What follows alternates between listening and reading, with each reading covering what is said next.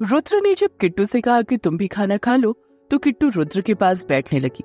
तभी रुद्र ने गुस्से में कहा, तुम्हारी इतनी औकात नहीं है कि तुम मेरे पास बैठकर खाना खाओ, इसलिए तुम नीचे जमीन पर बैठकर खाना खाओ। ये सुनकर किट्टू ने एक प्लेट ली और उसमें थोड़ा सा खाना लिया। तभी रुद्र को खांसी आ गई। किट्टू ने देखा डाइनिंग टेबल पर पानी नहीं है। किट्टू जल्दी से किचन में गई और वहां से पानी लेकर आई। उसने रुद्र को पानी दिया और उसकी पीठ थपथपाने लगी। किट्टू ने जब रुद्र की पीठ थपथपाई तो उसे कहीं ना कहीं अच्छा फील हो रहा था, लेकिन फिर भी उसने अपने इमोशंस को साइड में रखते हुए गुस्से में कहा, पहले तो डाइनिंग टेबल पर पानी नहीं रखती हो और ऊपर से अच्छा बनने का नाटक कर रही हो। मैं जानता हूँ तुम बाप बेटी बिल्कुल भी अच्छे नहीं हो, तुम्हें बस नाटक करना आता है। ये कहकर रुद्र ने किट्टू का हाथ पकड़कर उसे झटक दिया। किट्टू ने उदास होकर डाइनिंग टेबल से अपनी प्लेट उठाई और जाकर किचन की फर्श पर बैठकर खाना खाने लगी।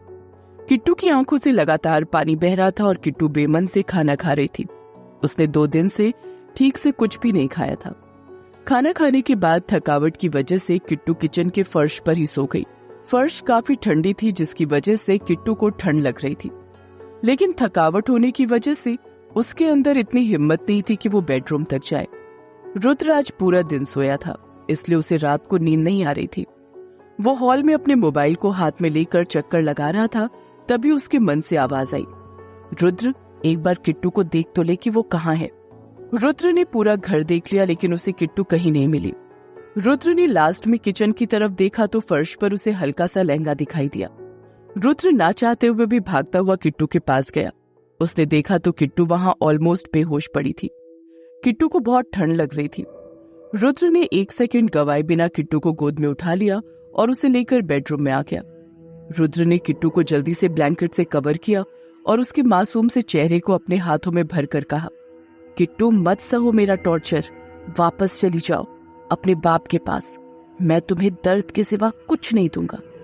जानता हूँ इस सब में तुम्हारी गलती नहीं है, लेकिन तुम्हें तकलीफ होगी, तभी तुम्हारे बाप को भी तकलीफ होगी।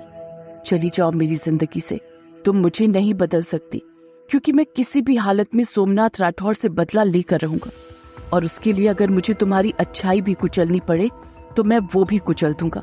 इसलिए कह रहा हूँ चली जाओ।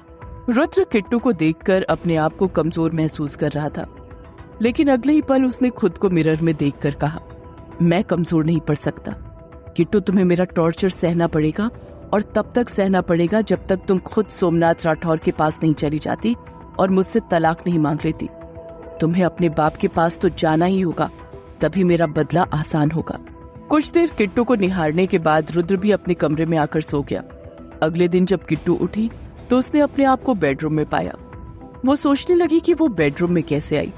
तभी रुद्र रूम में आया और किट्टू को देखकर बोला, ज्यादा खुश मत हो, कल तुम ऑलमोस्ट बेहोश थी, इसलिए मैं तुम्हें यहाँ लेकर आया।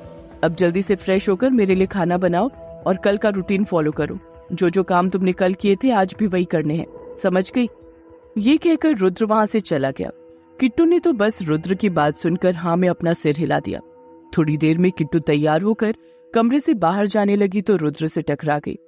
रुद्र ने किट्टू को देखा तो देखते ही रह गया, क्योंकि किट्टू ने हॉट पिंक कलर की साड़ी पहनी हुई थी, मैचिंग लिपस्टिक, हाथों में चूड़ियां, कानों में बालियां, खुले बाल, हल्का सा मेकअप। किट्टू इस वक्त किसी राजकुमारी से कम नहीं लग रही थी। कोई भी उसे देखता तो बस देखता ही रह जाता, और कुछ ऐसा ही हाल रुद्र का भी था। उसकी नजर किट्टू से हट ही नहीं रही थी। कुछ ही देर में रुद्र अपने होश में आया और किट्टू की तरफ से पलट गया। रुद्र के चेहरे पर हल्की सी स्माइल आ गई थी, जिसे रुद्र कंट्रोल करने की कोशिश कर रहा था, पर फिर भी वो कंट्रोल नहीं कर पा रहा था। तभी उसने मन में कहा, ये सोमनाथ राठौर के पास जाने से पहले मुझे पागल करके जाएगी। पता नहीं मैं इस इनोसेंट लड़की को कब तक परेशान कर पाऊंगा। रुद्र को अपने इमोशंस कंट्रोल करने में बहुत टाइम लग रहा था, क्योंकि किट्टू बहुत ज्यादा सुंदर लग रही थी। किट्टू की खूबसूरती तो कब से रुद्र के दिल के दरवाजे पर खड़ी थी और उसके दिल के दरवाजे को खटखटा रही थी। बस रुद्र ही उसे अनदेखा कर रहा था। रुद्र ने अपने इमोशंस को सीक्रेटली हैंडल किया और पलटकर किट्टू की तरफ देखकर गुस्से से कहा, ये इतना सज धज कर क्या करने का इरादा है तुम्हारा? तुमने क्या सोचा कि तुम इतना सज धज कर मेरे सामने आओगी तो मैं पिघल जाऊंगा? अगर तुम ऐसा सोच रही हो तो उसे अपने दिमाग से निकाल दो, समझी? क्योंकि मैं तुम्हें देखकर बिल्कुल भी नहीं पिघलने वाला। अब जल्दी से सिंपल से कपड़े पहनो और अपने काम पर लग जाओ। और हाँ, आज के बाद ये मेकअप मत करना, लिपस्टिक तो बिल्कुल भी मत लगाना। रुद्र की बात सुनकर किट्टू ने हाँ में अपनी गर्दन हिला दी। किट्टू ने अपने कपड़े चेंज किए और फिर से अपने काम में लग गई। किट्टू ने फिर से घर का सारा काम किया, नाश्ता बनाया और फिर डाइनिंग टेबल पर नाश्ता लगा दिया। रुद्र खाना खाने के बाद जब ऑफिस जाने लगा तो उसने किट्टू को अपने पास बुलाकर कहा, मुझे मेरे शूज पहनाओ। किट्टू ने बिना किसी हेजिटेशन के रुद्र को उसके शूज पहना दिए। रुद्र ने किट्टू की तरफ देखकर कहा, आज के बाद मुझे कहना ना पड़े, जब भी मैं ऑफिस जाऊं और ऑफिस से आऊं तो तुम्हें मुझे शूज पहनाने और उतारने हैं। किट्टू ने हाँ में गर्दन हिला दी। उसके बाद रुद्र ऑफिस के लिए निकल गया। प्रताप इंडस्ट्री ऑफिस में निहाल ने नोटिस किया तो रुद्र के चेहरे पर हल्की हल्की स्माइल थी। ना चाहते हुए भी रुद्र की आंखों में किट्टू का खूबसूरत चेहरा घूम रहा था। निहाल ने रुद्र को देखकर कहा, क्या बात है, लगता है किट्टू भाभी की खूबसूरती का असर हो रहा है तुम पर। रुद्र ने गुस्से में कहा, शट अप निहाल, काम पर ध्यान दो, मेरी मुस्कुराहट पर नहीं। रुद्र जब ऑफिस से अपने फार्म हाउस पर गया तो उसके साथ निहाल और नील दोनों थे। नील रुद्र का बॉडीगार्ड था, एक 29 साल का लड़का। उसकी हाइट 6 फुट थी, वहीं उसका रंग गेहुआ था और हीरो सी पर्सनैलिटी थी। नील की पर्सनैलिटी ऐसी थी कि कोई भी उसे देखकर अट्रैक्ट हो जाता। तीनों आकर हॉल में बैठ गए। रुद्र ने किट्टू की तरफ देखा जो डाइनिंग टेबल पर खाना लगा रही थी, तो रुद्र ने गुस्से में चिल्लाकर कहा, किट्टू। किट्टू एकदम से सहम गई। रुद्र ने किट्टू को हाथों से ही इशारा किया कि उसके शूज खोल दे, तो किट्टू जल्दी से आई और उसने रुद्र के शूज खोलकर रख दिए। फिर वापस से किचन में काम करने चली गई। निहाल और नील दोनों ये देख रहे थे। निहाल और नील दोनों को ये बात पसंद नहीं आई और वो एक दूसरे को हैरानी से देख रहे थे। दोनों को इस वक्त रुद्र पर बहुत गुस्सा आ रहा था, लेकिन फिर भी वे दोनों चुप रहे। थोड़ी देर में तीनों फ्रेश होकर डाइनिंग टेबल पर खाना खाने बैठे। निहाल ने किट्टू की तरफ देखकर कहा, किट्टू भाभी, आप भी बैठकर खाना खा लो। किट्टू ने डरते डरते रुद्र को देखा तो रुद्र ने कहा, कोई जरूरत नहीं है, जैसे रोज खाती हो वैसे ही खाओ। अपनी प्लेट उठाओ और जाओ किचन में। किट्टू ने अपनी प्लेट ली, उसमें अपना खाना सर्व किया और चुपचाप जाकर किचन के फर्श पर बैठकर खाने लगी। निहाल को रुद्र की बातों पर गुस्सा तो बहुत आ रहा था, पर फिर भी वो खुद को कंट्रोल कर रहा था। रुद्र किट्टू को बस नील और निहाल के सामने बेइज्जत करना चाहता था और वो ये कर भी रहा था। किट्टू बिना किसी भाव के चुपचाप सारा काम कर रही थी। रुद्र ने खाने के वक्त नील को देखकर कहा, नील, कल से तुम यहीं रहना, तुम्हें मेरे साथ ऑफिस आने की जरूरत नहीं है। नील को सुनकर थोड़ा अजीब लगा, लेकिन ये ऑर्डर रुद्र का था, इसलिए नील ने बिना कुछ कहे हाँ में गर्दन हिला दी। रुद्र का फार्म हाउस शहर से बहुत दूर था और वहां पर किट्टू और वॉचमैन ही रहते थे, इसलिए रुद्र को एक ऐसे शख्स की जरूरत थी जो किट्टू को प्रोटेक्ट कर सके, और इसलिए ही उसने नील को वहां रहने को कहा था। खाने के बाद निहाल वहां से चला गया और नील सोफे पर बैठकर कुछ काम करने लगा। रुद्र भी खाने के बाद अपने कमरे में चला गया। तभी नील की नजर कात्यायनी पर गई जो कब से काम कर रही थी। फिर उसने अपना काम पूरा किया और अपने कमरे में चली गई। नील ने नोटिस किया कि कात्यायनी रुद्र के कमरे में न जाकर किसी दूसरे कमरे में जा रही थी। ये देखकर नील समझ गया कि रुद्र और किट्टू के बीच फिजिकल रिलेशनशिप नहीं है।